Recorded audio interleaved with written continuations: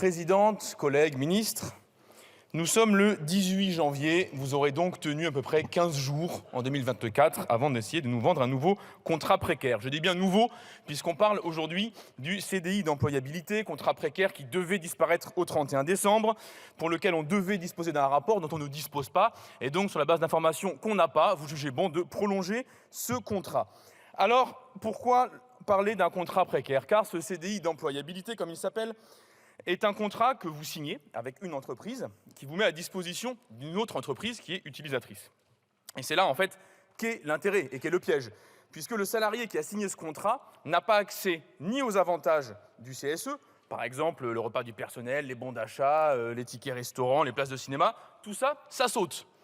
Le salarié qui a signé ce CDI d'employabilité n'est pas non plus protégé par les conventions collectives qui couvrent l'entreprise utilisatrice. Alors on a bien compris avec notre collègue Marguerite que vous comptez déjà retirer la protection des conventions collectives, mais vous avancez peut-être un peu vite en la matière. Par ailleurs, vous ne bénéficiez pas non plus dans ce cadre-là de l'intéressement ou de la participation. Pourtant, vous vous rappelez qu'il y a quelques mois, vous nous avez dit « Nous sommes contre la hausse des salaires puisque nous allons promouvoir la participation et l'intéressement ». En fait, ce que vous vouliez, c'était empêcher la hausse des salaires et maintenant, vous retirez l'intéressement et la participation à une partie du salariat. Bilan des salaires qui sont extrêmement rabougris puisqu'on parle d'un montant, des revenus moyens de 1 800 € bruts. Et comme souvent, en Macronie, il fallait juste inverser les termes pour saisir de quoi on parle. Vous nous dites CDI d'employabilité, en fait, c'est de l'intérim de sous-emploi.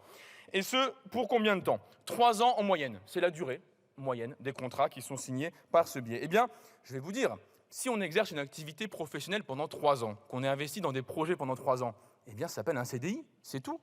À quoi bon inventer à nouveau et toujours des contrats précaires? C'est vraiment une obsession de ce gouvernement, celui qui s'inscrit dans les pas du précédent, que d'inventer un nouveau type de contrat à chaque problème.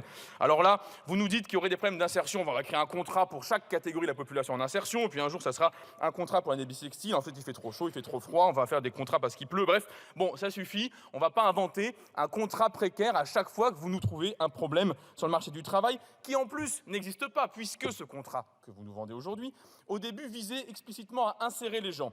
Or, qui sont les signataires réels de ce contrat? Eh bien, ce sont avant tout d'anciennes et d'anciens ouvriers qui souvent ont été victimes de plans de licenciement et qu'on empêche par ce biais de retrouver un CDI. C'est donc de l'insertion, mais de l'insertion vers une double peine. D'ailleurs, vous le savez un petit peu, puisqu'au début, vous vouliez pérenniser. C'est la discussion qu'on a eue en commission avec monsieur le rapporteur. Vous vouliez pérenniser le CDIE. Finalement, vous avez eu des scrupules et vous nous dites « expérimentons encore 4 ans ».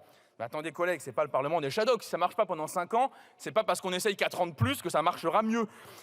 Ce n'est pas le problème au niveau du calendrier, le problème est au niveau du contrat lui-même et des droits qu'il retire aux personnels qui sont couverts et qui le signent. D'autant qu'il faut lire les quelques résultats rares, c'est vrai, de l'expérimentation. Ceci étant, ça ne vous empêchait pas de légiférer sur France Travail. Mais alors que la loi l'impose, les entreprises utilisatrices ne transmettent aucune des informations permettant d'évaluer le contrat, c'est-à-dire le nombre de personnes concernées, c'est-à-dire le détail des missions, c'est-à-dire les formations suivies, etc. etc.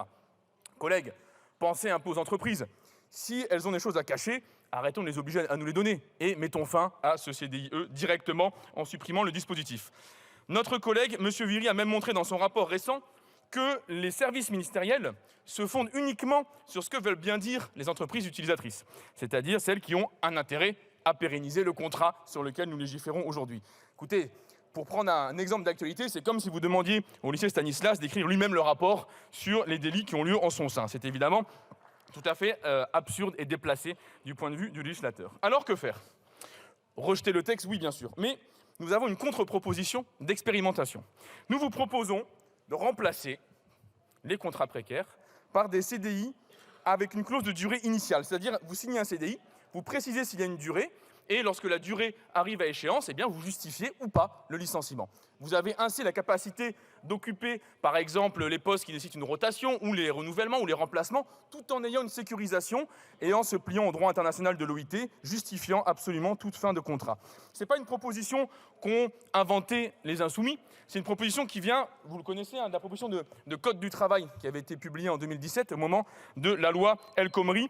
Donc loi El Khomri, dont on se rappelle qu'elle a un peu joué un rôle de société d'intérim permettant à des députés qui avaient signé un contrat à gauche de gouverner à droite. Bref, Notre amendement permettrait ainsi un bon texte qui à la fois répond aux questions de souplesse que vous évoquiez mais sécurise intégralement le parcours des salariés. Nous vous proposons de le voter plutôt que de pourrir la vie des gens. Merci.